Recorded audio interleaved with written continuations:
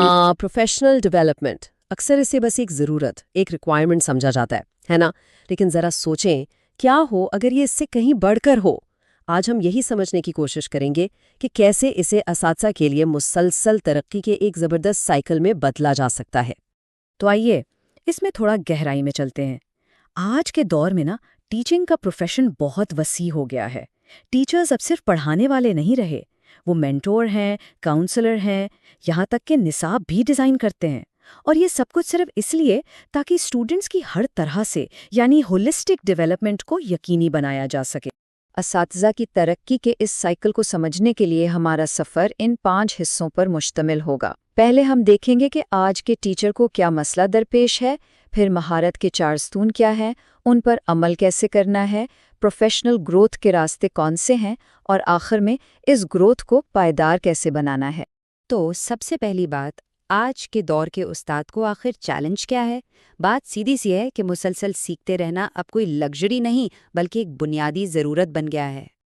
देखें, तालीम की दुनिया बहुत तेज़ी से बदल रही है। एक तरफ टेक्नोलॉजी है, दूसरी तरफ स्टूडेंट्स की ज़रूरतें बदल रही हैं। तो इन नई चैलेंजेस का सामना करने के लिए टीचर्स का खुद को मुसलसल अपडेट करना, बेहतर बनाना, ये अब कोई चॉइस नहीं रही। और असल में यही वो बुनियादी मसला है जिसकी वजह से हमें एक नए ज़ाविये से सोचने की ज़रूरत है। तो चलें अब मसले से हल की तरफ बढ़ते हैं। बेहतरीन टीचिंग की बुनियाद दरअसल 4 बुनियादी सलाहियतों पर टिकी है।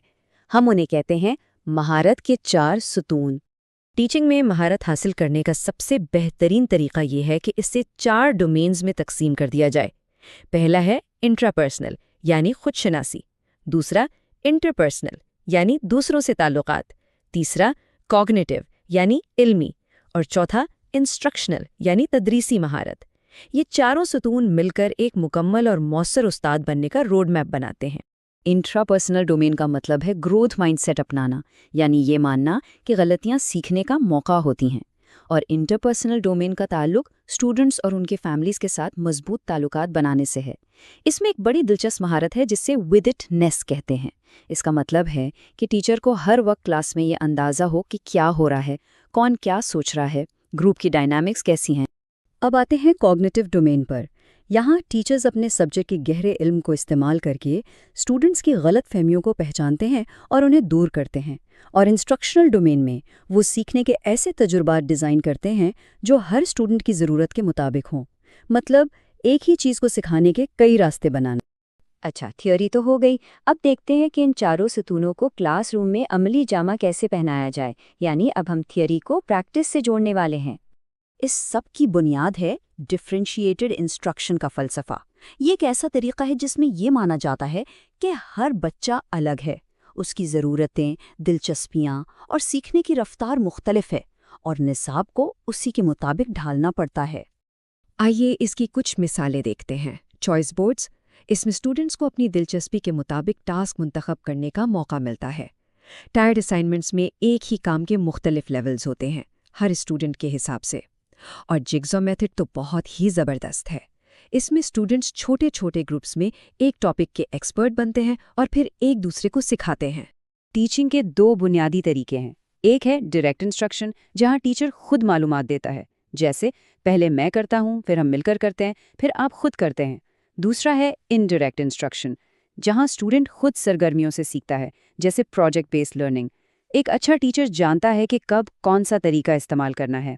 क्लासरूम में छोटे मोटे झगड़े तो होते ही हैं।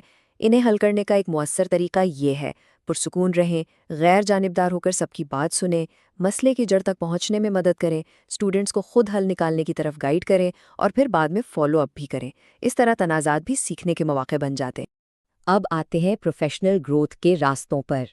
हमें फॉर्मल प्रोफेशनल डेवलपमेंट को एक मजबूरी या बोझ नहीं, बल्कि अपनी तरक्की को तेज़ करने वाले बेहतरीन टूल्स के तौर पर देखना चाहिए। आजकल प्रोफेशनल डेवलपमेंट का मतलब सिर्फ वर्कशॉप में बैठना नहीं है। ऑनलाइन कोर्सेज हैं, कॉन्फ्रेंसेज हैं और सबसे बढ़कर किसी सीनियर टीचर से मेंटोरशिप प्रोग्राम्स भी हैं। बहुत सारे रास्ते हैं। अहम बात यह है कि अपने लिए सही रास्ता चुना जाए। मिसाल के तौर पर सिंपल K-12 जैसे प्लेटफॉर्म्स सिर्फ टेक्नोलॉजी को क्लासरूम में इस्तेमाल करने की प्रैक्टिकल स्किल्स पर फोकस करते हैं और आज के डिजिटल दौर में ये स्किल्स बहुत ज़रूरी हो गई हैं। ایک اور بہت ہی الگ مثال ہے 40 آور ٹیچر ورک ویک کی۔ یہ پروگرام ٹیچرز کے ایک بہت بڑے مسئلے پر بات کرتا ہے، ٹائم مینجمنٹ، پروڈکٹیوٹی اور ورک لائف بیلنس۔ اس سے ٹیچر برن آؤٹ کو کم کرنے میں بہت مدد ملتی ہے۔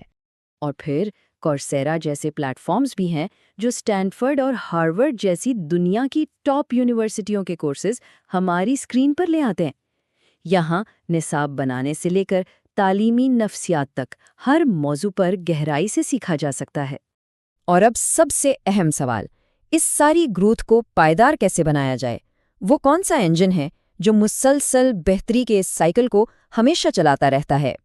اس سب کو پائیدار بنانے کی چابی ہے ریفلیکشن، یعنی اپنے کام پر غور و فکر کرنا۔